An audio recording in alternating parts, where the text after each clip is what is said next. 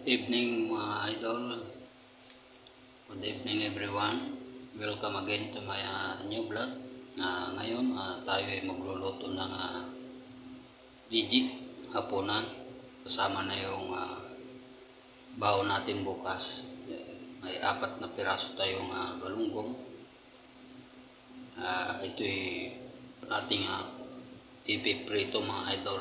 Tapos yung mga 4 na ulo ng isda ng galunggong, yun ang ating sasabawan. Luya lang mga idol para panglaban sa lamig, sa anumang sakit. So abangan nyo lang mga idol. So yun mga idol, luto na yung ating kanin. Sunod natin ang kaserola. Nilagyan ko siya ng asin mga idol para hindi didikit yung ating isda piprito. So ayun mga idol, namigay-migay shoutout sa lahat po ng ating mga OFWs. Isang magandang gabi sa inyong lahat mga idol. Siyempre sa ating mga viewers, subscribers at sa ating mga walang sawang supporters, migay-migay shoutout. Norman Dabdelion, Brave Person 07, American Tracker's Wife, Mika shoutout mga idol. At siyempre ganoon din kay ating isang supporter na Picks and Review. Yun, mga idol. So, ayun mga idol, piprituin natin mamaya at papainitin muna natin, papausukin muna natin. So, abangan mga idol ang ating hapunan ngayong gabi.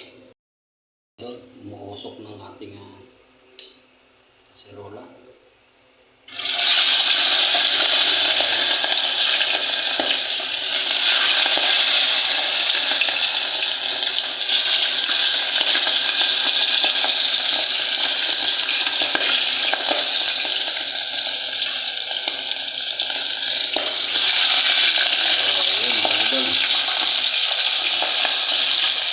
Yung ulo mga idol, yan ang sasabaw natin.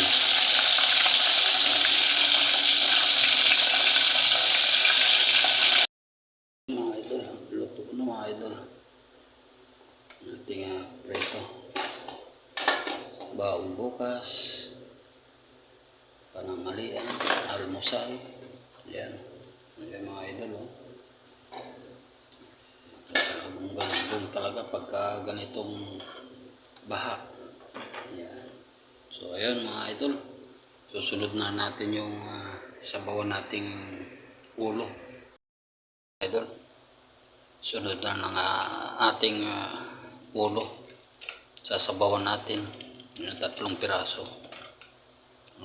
Ito mga idol, loya lang. Dahil itong loya, marami itong maganda ito sa ating katawan. So ito lang, solid lang loya mga idol, wala nang ibang halo. Loya lang. I-try nyo mga idol. Maganahan kayo kumain. Siyempre maraming gamot ito sa sa ating katawan. Malaking bagay ito mga idol. Lalo na ngayon sa panahon ngayon. Lamig, init, ulan. Yan, itong panglaban natin mga idol. Luya lang katapat. Try nyo lang mga idol kung anong lasa. Simple lang luto mga idol. Ito talagang yan, solid na luya mga idol. Abangan idol, lagyan na natin ng asin. Kunting sabaw lang mga idol. Tapos pakuluan natin mga idol. Yan. Pakuluan na natin bago natin, isang kulo lang mga idol.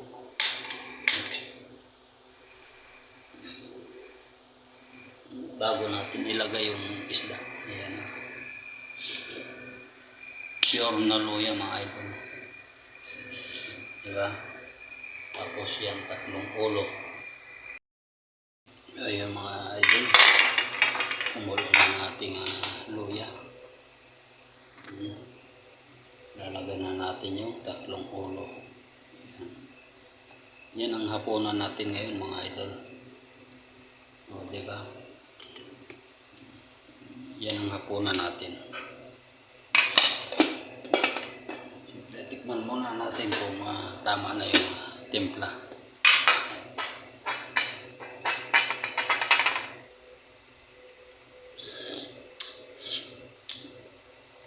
So ayun mga idol, medyo ayos-ayos na. So lagyan na natin ng pampasarap.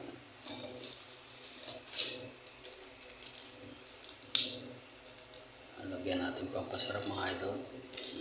You know.